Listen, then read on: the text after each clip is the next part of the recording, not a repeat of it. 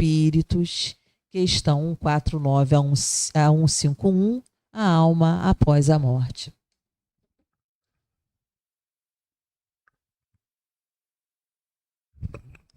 Que a estrela de Belém, Aloysio, continue a nortear a nossa jornada ao encontro do menino Jesus. A música nos remete a isso. E Jesus veio mostrar para a gente a grande vitória dele sobre a morte. Jesus provou que a morte não existe, mostrando para nós que o sacrifício que ele se propôs no alto do Gólgota, por amor de nós, não era suficiente para encerrar as nossas percepções, os nossos entendimentos. Se Jesus matou a morte, o Espiritismo enterrou ela de vez. Porque a proposta da doutrina é que nós exemplifiquemos o ensinamento do Mestre, que está no Evangelho de João, quando ele diz que ele veio trazer vida e vida em abundância. A proposta do Evangelho de Jesus é nos distanciarmos da ideia ainda predominante em muitos de nós da finitude da vida física. Olha que eu estou falando isso dentro de uma casa espírita, que objetiva conduzir os nossos pensamentos para a imortalidade da alma. Se é assim, será que a gente ainda tem medo de morrer? Quem tem medo de morrer, levanta a mão, por favor. Eu tenho um segredo para dizer para vocês: com medo ou sem medo, vai morrer. Não tem opção, não. Eu não gosto dessa brincadeira. Ninguém perguntou, você só entrou no jogo. Se entrou no jogo, vai ter que sair dele. Porque Kardec pergunta aos benfeitores da humanidade se existe determinismo na caminhada do espírito. Fora aqueles que acreditam em horóscopo, e eu respeito a opção de cada um, né, que o horóscopo tem aquela ideia de destino traçado, né, só TT Espíndola que traçou os destinos nas estrelas, né?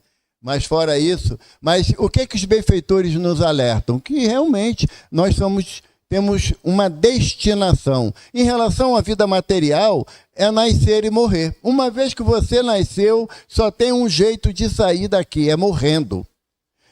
E é inevitável. A morte é uma consequência natural da vida. Tantos filósofos idealizaram que a partir do momento que a criança nasce, já começa a morrer. Aquela teoria que a gente sabe que é verdade, mas aí a gente ainda não gosta de tratar desse assunto. Então, em relação à vida material, a nossa destinação é nascer e morrer. Ponto. Em relação à vida espiritual, fé no futuro. Olha que bonito que a espiritualidade nos traz. Fé no futuro. Porque se nós não tivermos dentro do nosso conceito a questão da fé estabelecida na vida futura, tudo que nós fizermos aqui não tem valor. Se eu entendo que a vida se resume ao respirar, ao batimento do coração, à metabolização dos pensamentos que se traduzem algumas vezes em sentimentos, se eu achar que a vida é só isso, se eu não conseguir observar a beleza de uma vida se desenvolvendo no ventre de uma mulher, e que ela é a continuidade permanente da misericórdia de Deus, se eu entender que a vida é só o aspecto material, eu perco a minha essência com o objetivo de fazer o bem, de ser uma pessoa boa, né? De manter o meu réu primário, né, Roberto? Muitas das vezes a gente luta para manter o réu primário, né? Então, a ideia e a certeza no contexto de que a morte não é o fim da jornada, não é o ponto final, é um ponto de continuação. Você só muda o parágrafo na história, você não encerra ela. Se isso ainda não é muito forte dentro de mim, eu começo a perder valor nos meus objetivos de espírito aqui, ou na percepção daqueles que assim pensam, de ser um ser vivente, de viver na Terra. Eu preciso, enquanto espírito, a certeza, a fé absoluta na vida futura. Aí começa a fazer sentido as minhas vontades caminharem para a prática do bem, para dentro da proposta do Evangelho. Nós estamos associados a uma filosofia de moral cristã que prova para nós que a morte não existe. E é muito comum, mesmo no movimento espírita, quando você fala sobre morte, tem sempre aquele que fala assim, não gosto desse assunto. E eu tenho, ultimamente, conversado muito com a Ivana, com amigos, que a gente tem que começar a pensar nesse assunto sim. Sabe? Tem que começar a pensar, porque é uma certeza absoluta. Você já pensou? Eu até combinei, Jane, a sua revelia com o irmão João, que ninguém vai desencarnar agora. Depois que acabar a reunião, não sei. Mas o acordo foi só agora, ficar todo mundo encarnado, bonitinho aqui. Mas se chegar lá fora, na hora de botar a chave no carro, de esperar a van, o ônibus vem passando, tupum. Cruz credo por quê? É espírita materialista, entendeu? Espírita materialista, né, Francis? Falou em morrer, dá tilt. Não é? Fazendo uma análise, a ação do Homo sapiens sapiens aqui no planeta Terra, segundo a ciência, a antropologia, é de aproximadamente 200 mil anos atrás. 200 mil anos atrás. E aí, Evaldo não tem o que fazer, fica pensando em coisas meio esquisitas. Eu fiquei analisando que a longevidade na época pré-histórica era muito curta. O homem que vivia muito, Maria, chegava a 30 anos. Eu já era Matusalém naquela época. Mas eu decidi o seguinte, que a existência física, em média, levava há 200 mil anos atrás em torno de 60 anos. Após esse período, claro, morria, ficava em torno de 40 anos na espiritualidade, tentando juntar os caquinhos do pensamento para entender o que aconteceu e voltava, encarnava de novo. Então, a diferença entre uma existência e outra em torno de 40 anos. Esse período, juntando os 60, daria 100 anos.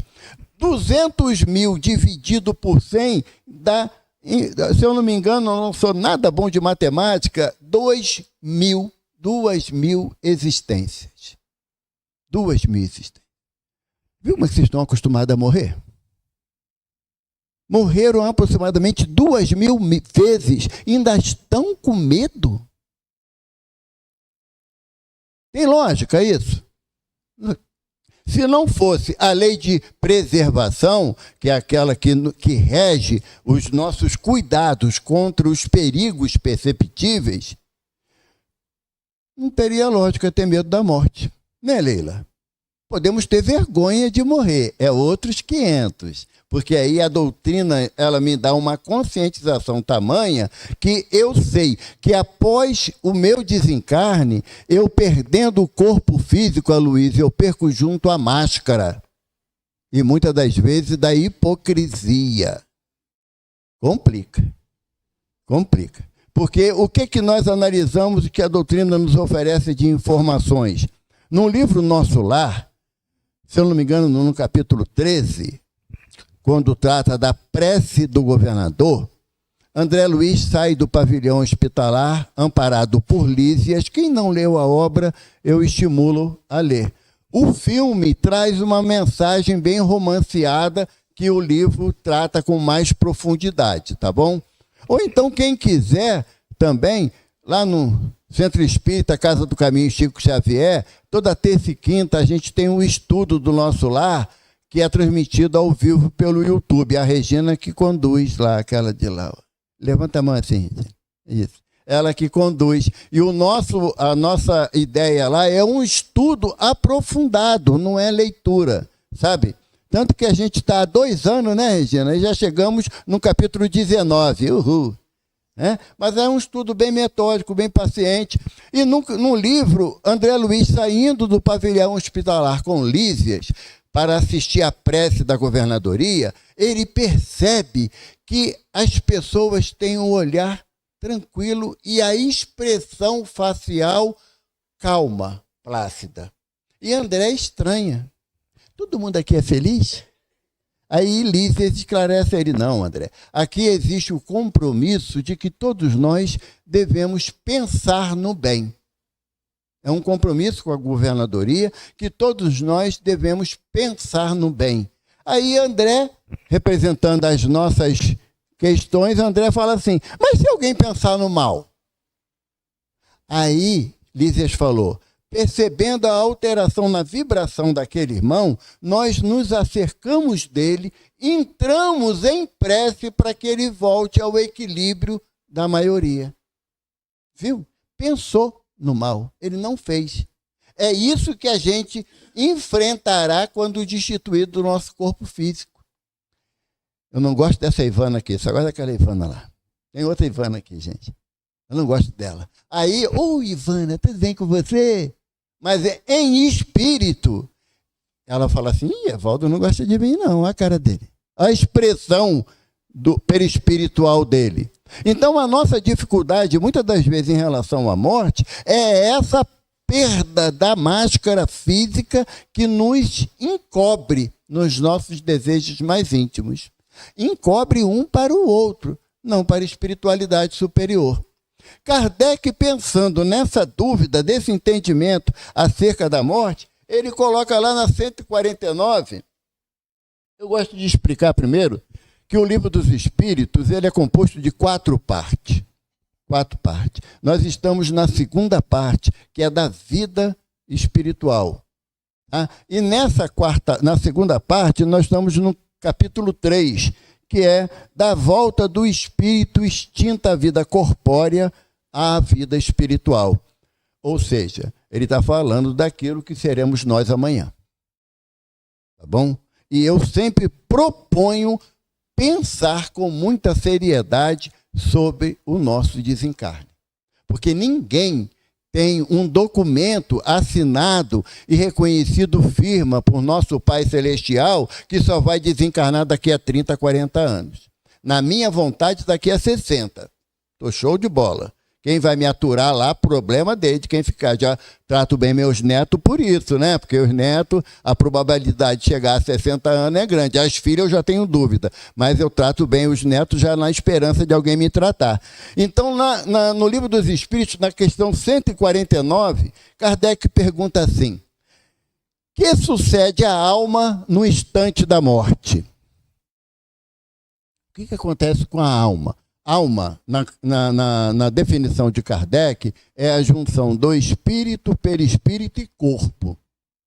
Quando associado ao corpo, ou seja, nós encarnados, Kardec nos afirma que nós temos uma alma, somos uma alma, que é a junção do perispírito, do espírito, perispírito do corpo. Quando nós deixamos o corpo físico, nós retornamos ao plano espiritual na condição, hoje em dia, muito mais utilizado, de desencarnado.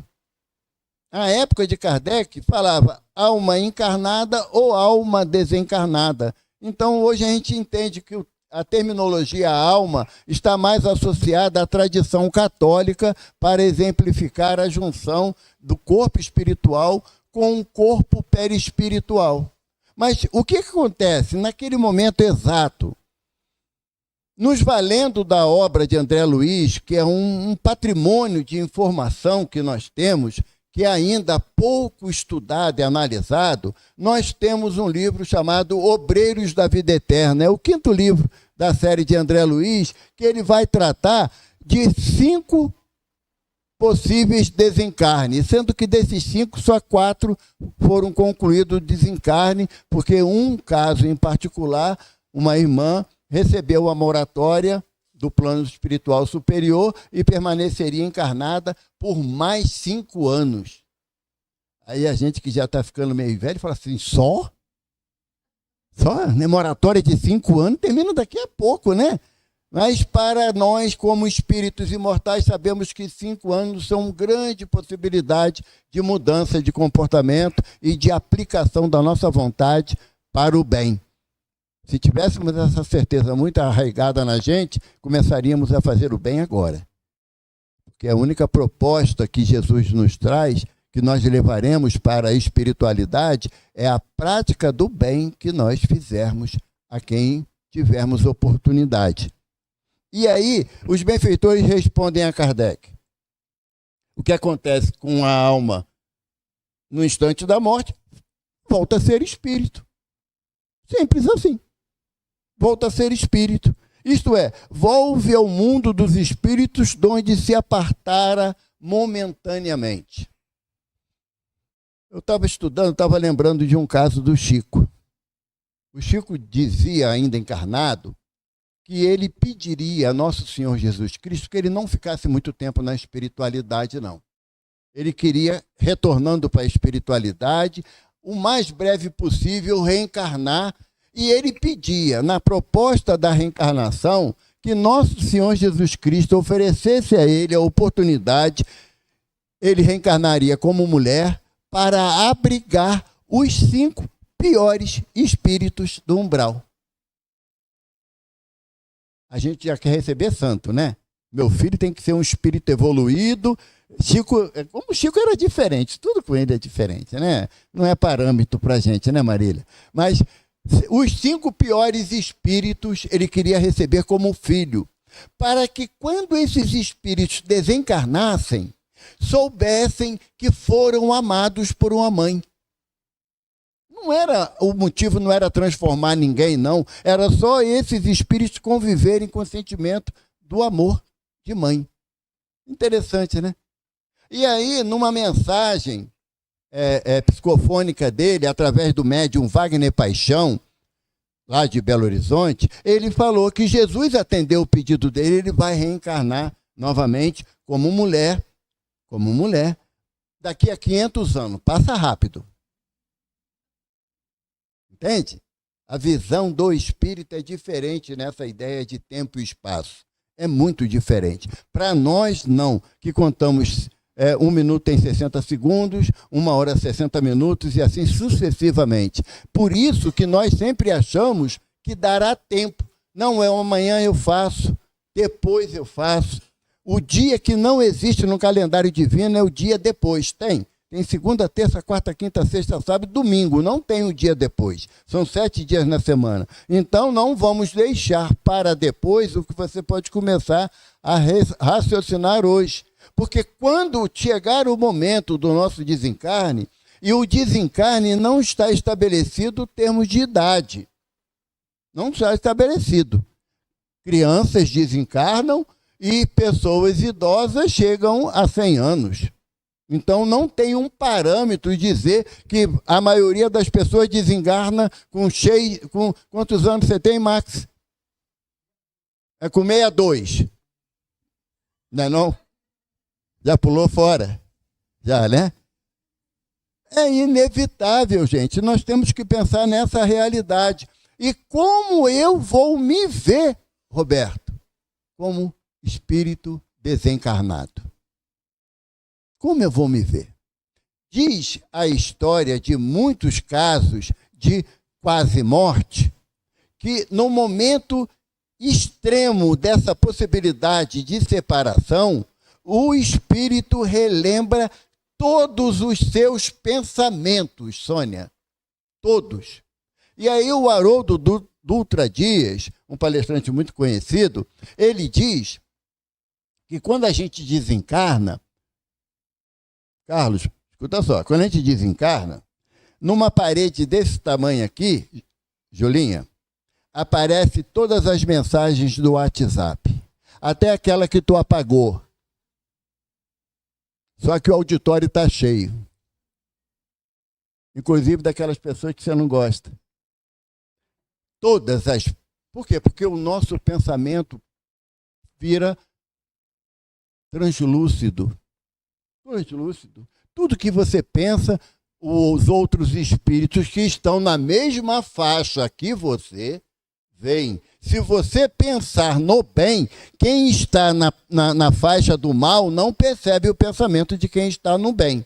Quem está na fase do muito bom, ele percebe tudo o que está abaixo do nível dele. Mas nós iremos entrar em relação direta com os nossos pensamentos, os nossos desejos. Tem um ditado popular que fala: diga-me com quem andas que eu direi.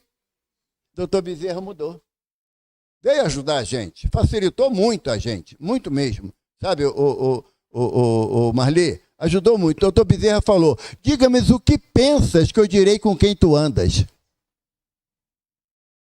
Lascou, né, Júlia? Por quê? Porque se eu sou acompanhado por uma nuvem de testemunha, como Paulo de Tarso afirma na primeira carta aos Coríntios, somos acompanhados por uma nuvem de testemunha. E Paulo de Tarso, por caridade, ele não diz se a nuvem de testemunha é branquinha, cheia de pontos luminosos, ou aquela nuvem de testemunha da família Adams. Lembra? Negra, cheia de relâmpagos e trovões. Por quê? Porque é a minha essência que vai formar essa nuvem de pensamentos. E eu vou agregar a mim aqueles que se comprazem com o meu pensamento. Então, quando eu desencarnar, eu estarei ao vivo e a cores comigo mesmo, sem a capa do corpo físico. Aí na 150, vai até amanhã de manhã, né, Jane? Porque é muita coisa que está aqui.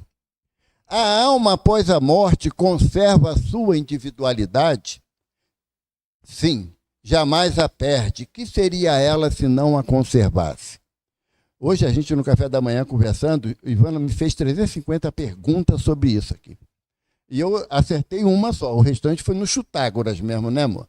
Teorema de Chutágoras. Por quê? Porque a questão da individualidade, para nós que só pensamos na gente enquanto corpo, fica difícil ainda raciocinarmos na condição de espíritos. Porque o que me representa não é o corpo que eu estou investido, é a minha essência, é o que eu penso e eu sinto. O corpo, naturalmente, ele será desfeito, ou pela natureza, pela ação natural, pela ação da natureza, ou pela cremação, de acordo com a vontade daqueles. Não tem essa, não, eu quero ser cremado, depois se tu não manda em você vivo, imagina depois de morto. Cada um vai fazer o que bem entende com a gente, eu já entendi assim. Mas o que eu sou, o que eu penso, gente. Eu sou um ser individual. Val, de onde você tirou essa ideia? Está na Gênesis de Moisés. Moisés fala, relembrando assim a tarefa da criação, lá no capítulo 1 da Gênesis, no versículo 26, está escrito assim: façamos o homem à nossa imagem e nossa semelhança.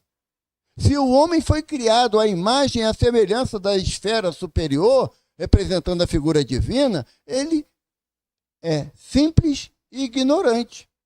Todas as vezes que eu pergunto o que significa simples e ignorante, a gente dá a definição da ignorância. Não, o que é simples e ignorante? Não, tem que aprender tudo. Não, é da ignorância.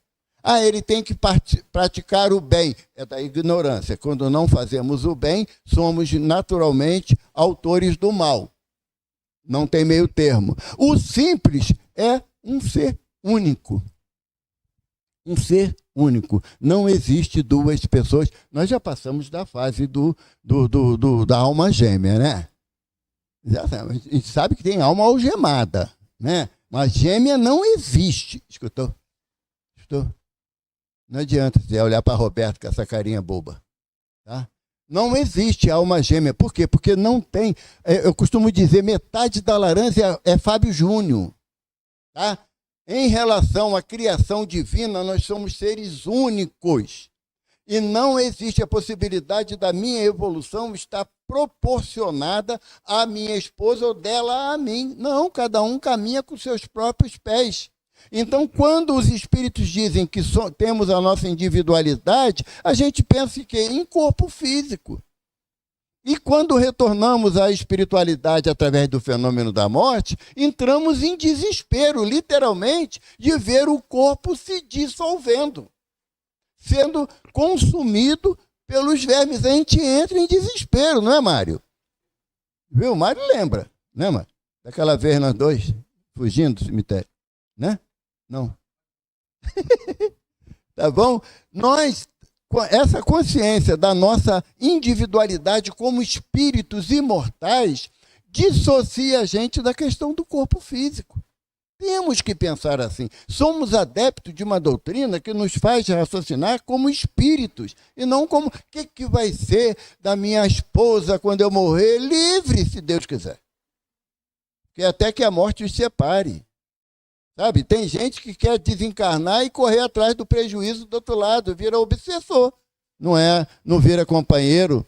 Essa individualidade é dom divino. Só quem poderia modificar isso é Deus. Mas como a lei dele é perfeita e imutável, não há possibilidade. Então temos a nossa individualidade garantida. Mesmo que utilizando a nossa liberdade para o mal, nós podemos transformar a nossa forma perispiritual, mas a individualidade continua inatacável. Na contrapergunta A, Kardec continua: como comprova a alma sua individualidade, uma vez que não tem mais o corpo material? Pergunta, sabe, bacana de Kardec. Por quê? Porque Kardec fala assim, eles não vão entender essa individualidade como sendo a condição do espírito, eles vão associar isso ao corpo físico. E quando perde o corpo físico, num fenômeno da morte, o espírito dá um tilt na cabeça dele. Ué, mas eu estou aqui, ó, respirando. Ali está o outro eu, que é o corpo, inerte. Por mais que eu queira sacudir ele, levanta, ele não me obedece. Deu ruim. Não sei quem já passou pela experiência do desdobramento como faculdade mediúnica. Tá? Não é aquele desdobramento que a gente acha que desdobrou porque sonhou. Não, são situações bem diferentes que caberia uma outra oportunidade para explicar. É você se ver fora do corpo físico, o seu corpo deitado e às vezes roncando, e a mulher impaciente do teu lado que não consegue dormir, tá? É um tal de um olhar para o outro, é coisa incrível, incrível. E você fala assim, eu não sei o que está acontecendo. E literalmente você é absorvido pelo corpo físico, porque não foram cortados com o fenômeno da morte os liames que nos prendiam ao corpo. Isso significa o quê? Que a minha segurança ainda está associada ao meu corpo físico. Eu não consigo pensar como espírito. Eu ainda penso como corpo. Aí eu fico naquela ilusão doentia de meu marido, minha esposa, meu filho, minha casa, o pronome possessivo ali é atuante.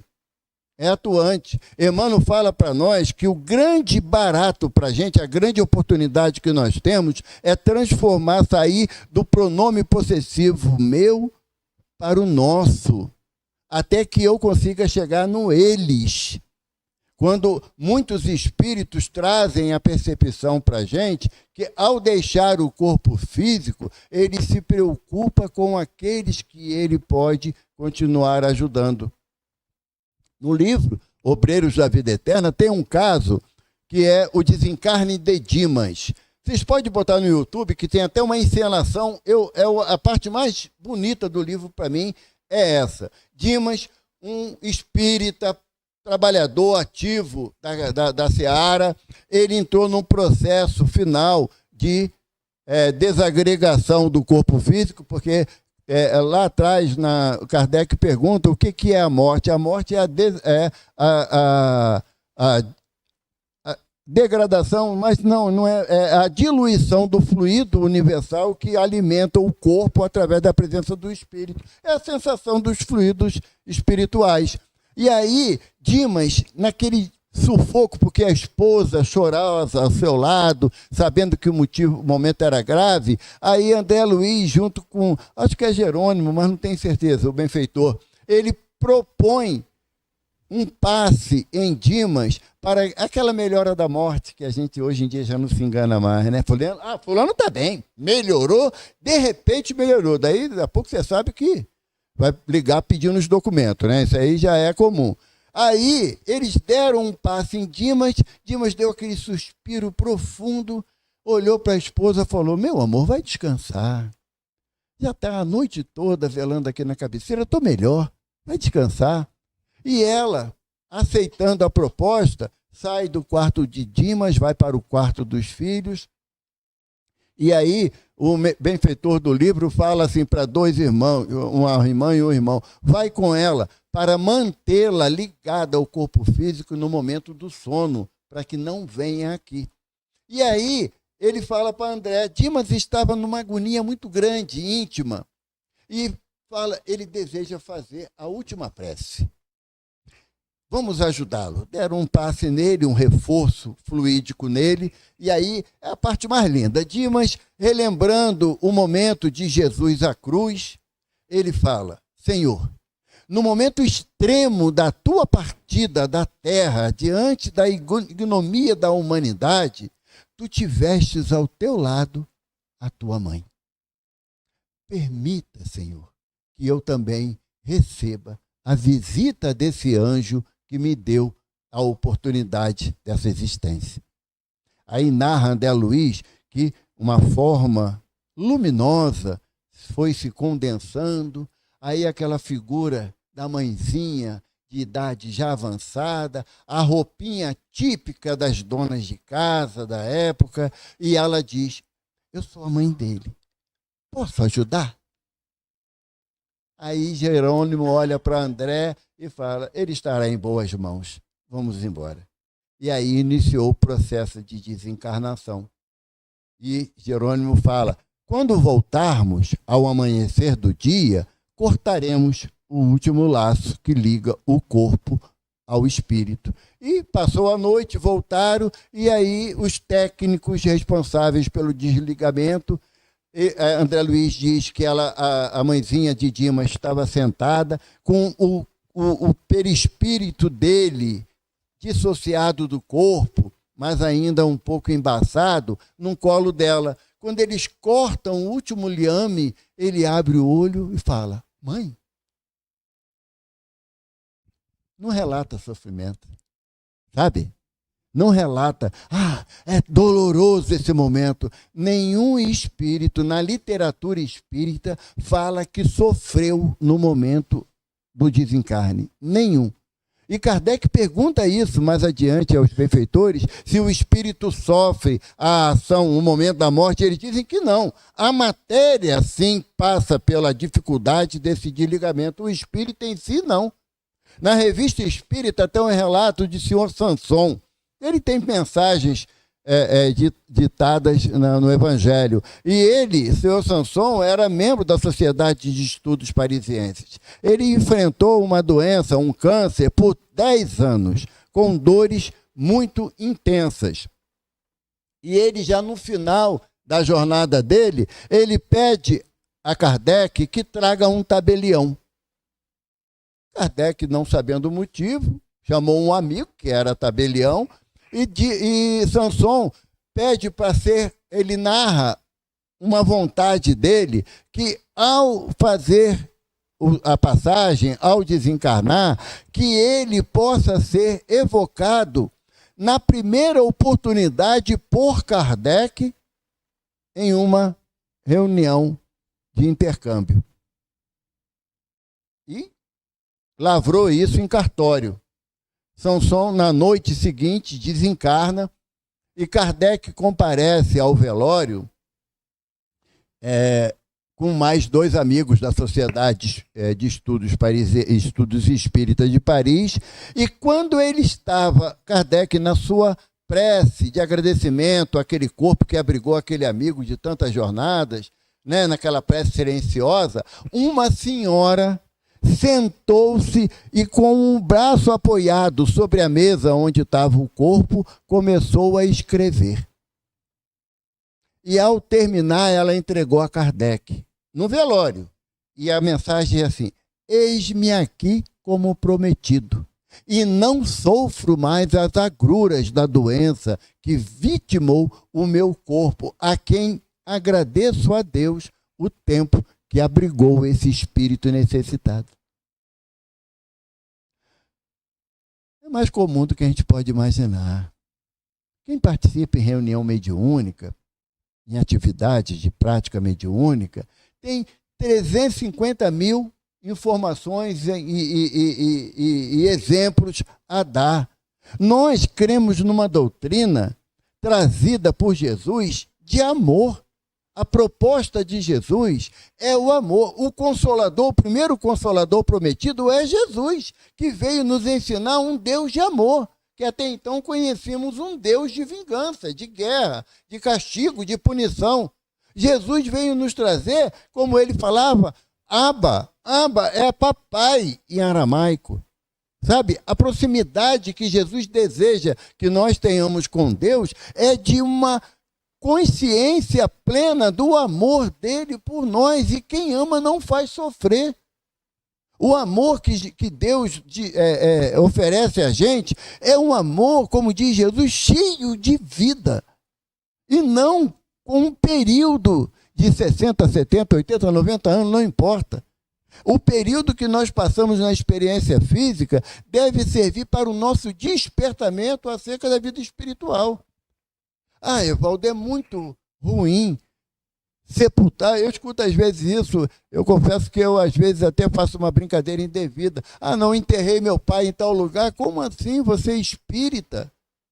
Você ainda não mudou o vocábulo. Eu sepultei o corpo do meu pai em tal lugar, da minha mãe, do meu filho, da minha filha, da minha irmã, não importa. Mas o que nós levamos para o cemitério ou para o crematório é o corpo. Aquele ser que eu amo pra caramba, ele continua vivo. Lembra da história de Madalena, no domingo, que ela vai em busca do túmulo de Jesus para poder preparar o corpo, e quando ela chega a ver o túmulo aberto, e ela se desespera, o que o anjo fala para ela? Por que procura entre os mortos aquele que vive? Por que nós vamos estabelecer que aquelas pessoas que nós amamos pra caramba estão no cemitério do Pichincha, na Sulacap? Por quê? Será que o meu amor por eles era apenas um amor de contato físico que não tem força para transcender aquilo que a gente chama de morte? Será? Na 150b, Kardec pergunta: a alma nada leva consigo deste mundo? Nada, a não ser a lembrança e o desejo de ir para um mundo melhor.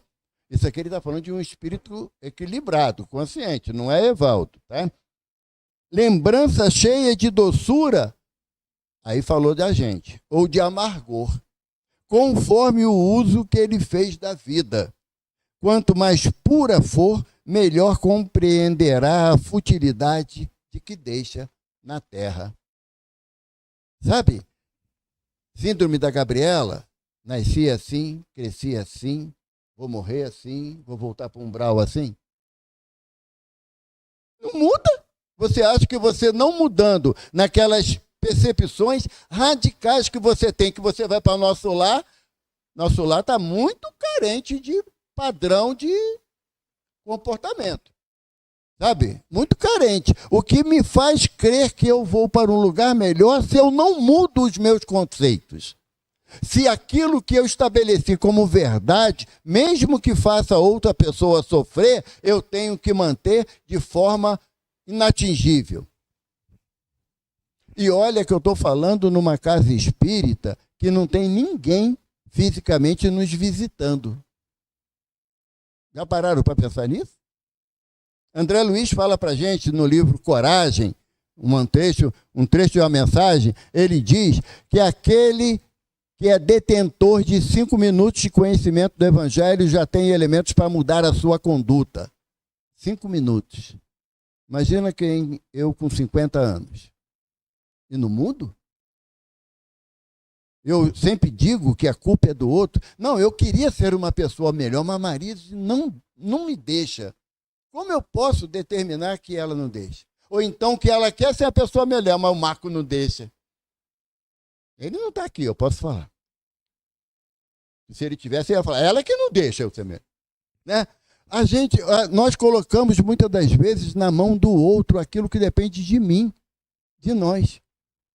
Chico tem uma frase que ele dizia, ainda encarnado, e eu tenho certeza que ele a mantém. Ele fala, o primeiro passo, Marília, para a tua existência dar errada, é você querer agradar todo mundo. É o primeiro passo. O segundo passo é você achar que todo mundo tem que te agradar. Sabe? Não dá. Nós estamos, caso vocês não lembrem, nós estamos na segunda série dos planos evolutivos. A primeira série é plano primitivo. Sabe, Júnior? Correndo de mastodonte, tigre dente de sabre, lembra daquela época lá? Na savana, mais ou menos, né? Eu lembro. A primeira série é essa, plano primitivo. A segunda série, plano de prova e expiação. Como você quer ser feliz não mudando o teu comportamento? Como você quer, ao desencarnar, ir para as esferas superiores, se você ainda não aprendeu a se perdoar? Perdoar o outro é complicado. Só quando o outro não está muito perto da gente, né? Eu estava falando outro dia, isso numa palestra, eu falei assim, você faz sinal no ônibus, o motorista passa direto, você lembra da família dele toda.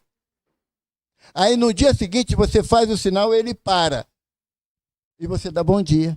Bom dia, senhor. Porque nem o motorista lembra de você e nem você sabe quem é o motorista. Então, quer dizer, você perdoar um estranho é fácil. Agora, quando você vai pegar carona com aquele amigo todo dia e naquele dia que você estava precisando da carona, ele não para, ele não vem, ele faz outro trajeto para você. Tá vendo? Presta para julgar ninguém, para ajudar ninguém. A gente já cria um nível de crítica, de exigência sobre o outro. E eu escutei no dia uma frase, Mário, que complicou a minha existência. Porque um benfeitor falou, toda exigência denota uma inferioridade.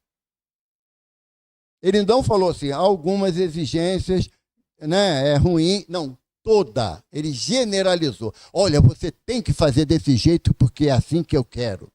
Demonstra a minha inferioridade moral, porque eu não tenho capacidade de exemplificar para ela como é o melhor caminho. Mas se ela não quiser seguir, é o direito dela. Porque no Fonte Viva tem uma mensagem de Emmanuel, se eu não me engano, eu acho que é 79, não tenho certeza, mas lê o Fonte Viva toda que é certo, vai achar. Ele diz que o princípio da caridade é o respeito à opinião do outro. O princípio da caridade. Porque se você quer impor a tua vontade a título de caridade, não é mais caridade. Vai servir quem tinha. Já teve a experiência do cara dizer, não quero, leva isso para você, essa porcaria aí, jogar em cima, né? Eu já levei café, né? Né, marido? Quero café não, tá? Café feio, ralo. O café estava bom pra caramba, mas... Já pensou? E você entender que ele, embora com grosseria, mas ele tem direito de não aceitar? Quando vai ter o passe, normalmente o dirigente fala, o passe não é obrigatório. Caso não deseje recebê-lo, é só sinalizar para o passista. Já se preparou para você chegar lá e não quero? Ah, não, tu vai ter que querer. Porque o passe é caridade. Não. Sabe? O meu comportamento aqui encarnado vai ser o mesmo comportamento em espírito. Desencarnado. Vai ser o mesmo. Não muda, não tem varinha de condão. Não tem aquela história, morreu, virou santo. Não, é santo do pau oco. Aí tem. Anjo decaído do céu, o anjo sem asa para voar. Então, a minha condição, quando eu deixar o corpo físico, ela será proporcional às minhas atitudes encarnado. Falei de André Luiz. André Luiz, quem lê o livro, se lembra, ele desencarnou de quê? Os espíritos responderam na hora. Jane, tu acredita? Todo mundo desencarnou com câncer de intestino. Todos os espíritos responderam na hora. Quem está encarnado teve dificuldade de lembrar. Ele desencarnou. Aí falam assim, claro, Ele fumava charuto, bebia vinho, uísque, né? Isso foi a causa, foi não. Na cultura de André Luiz, o charuto era sinal de status. E o uísque era aquela bebida social do fim de tarde, ou que hoje chama de happy hour, né? O grande problema de André Luiz foi que ele contraiu uma sífilis. Sífilis não pega pelo vento, é só pela promiscuidade sexual. E na sua promiscuidade sexual, ele contraiu a sífilis. E como ele era uma pessoa irascível, ou seja, irritada aos extremos, ele potencializou a ação da sífilis, que desenvolveu um câncer intestinal. Dr. Herman, ele costuma falar assim: não perdoa, oh, que maravilha, vai morrer da corrosão. Ah, eu guardo mágoa mesmo no coração. Aí ele falou assim: ah, guarda mágoa, vai morrer de câncer. Porque são sentimentos inferiores que você gera toxinas para o teu corpo. E, invariavelmente, você que seria o responsável de tornar o seu corpo saudável, você simplesmente acerra esse sentimento. Lá vem a plaquinha. Acerra. Entende? O dia que a espiritualidade autorizar, eu sumo com essas plaquinhas. Mas vai demorar bastante tempo, né? O Chico, uma história rápida para terminar em relação à questão de você guardar ressentimento. Tá, Flávio? Escuta com atenção. Menina terrível. O Chico, ele tinha sempre muito cachorro, muito gato. A casa dele era uma bagunça danada nesse sentido. E o Chico tinha uma cachorrinha, a pretinha, que ela tinha um problema, que ela caiu os quartos, né? Que a gente sabe que é senomose hoje, e ela desenvolveu um câncer na região genital. Então, o Chico chegava em casa, às vezes, 1h da manhã, ele esquentava água para limpar a pretinha, dava comida na boca para a pretinha, levaria uns 40 minutos a 1h nesse processo toda noite. E o Chico só chegava em casa de madrugada. A irmã dele falou assim: mas olha, o Chico está passando por muita dificuldade com essa cachorrinha. Tem mais jeito? Não, gente. Vou dar um jeito nela. Comprou veneno, botou na comidinha da cachorra, a cachorra comeu o veneno, morreu. Chico chegou de madrugada: uai, cadê a pretinha? Ah, Chico, eu ajudei você.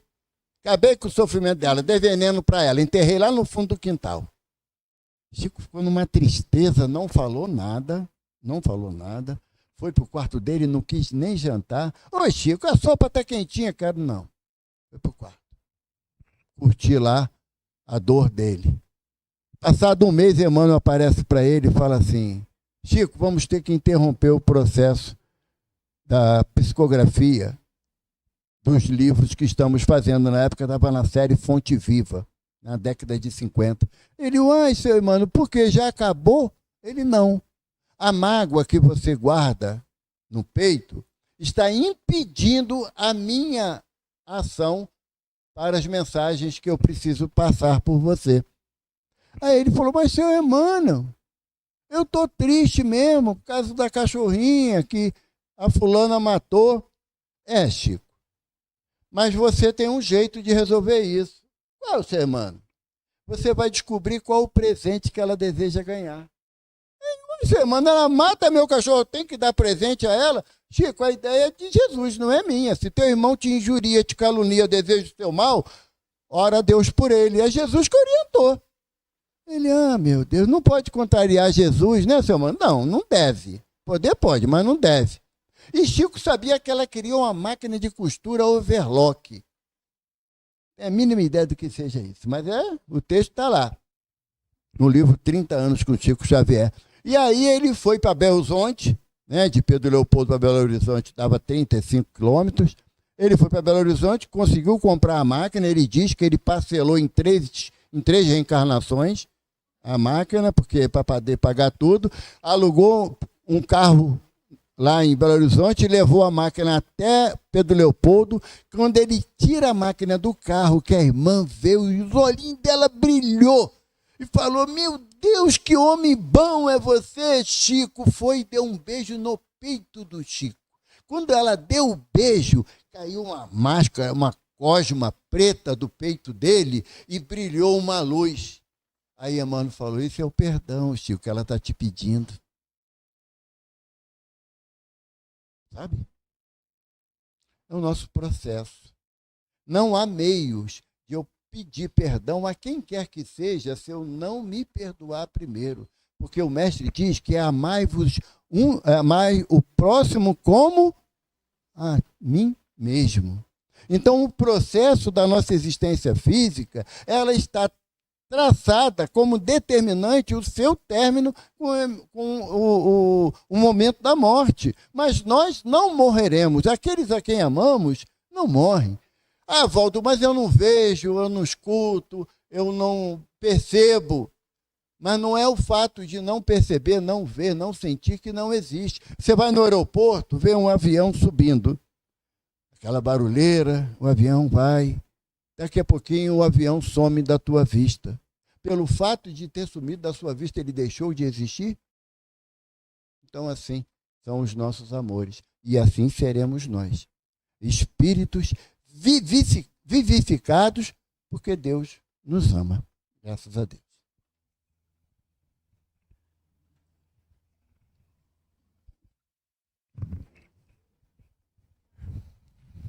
Agradecemos ao nosso querido Evaldo pelo estudo, pelas reflexões importantes, né?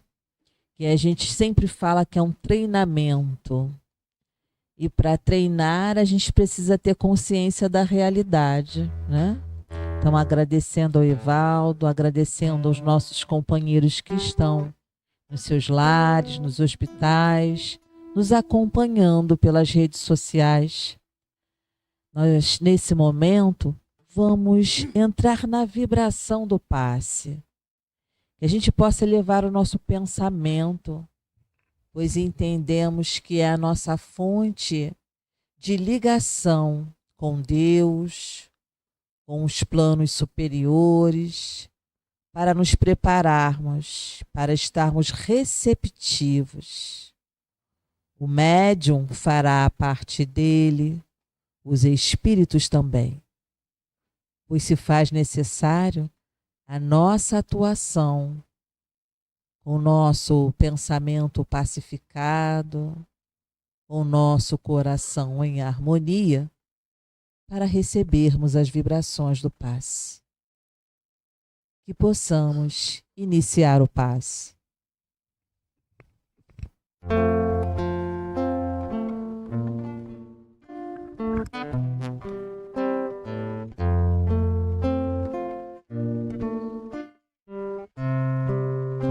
O salão está a cargo do Max. Jesus,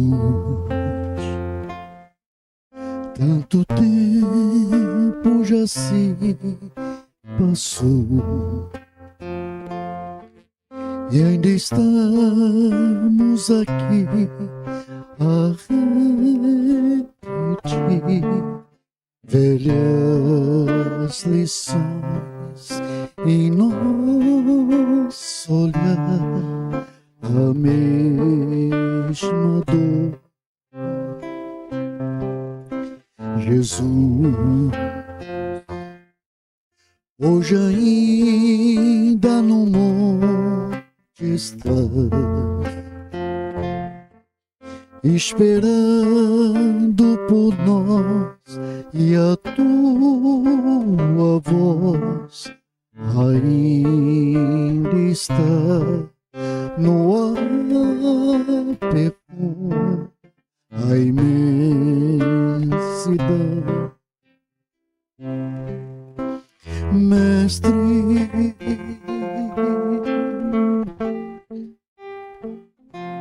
divino,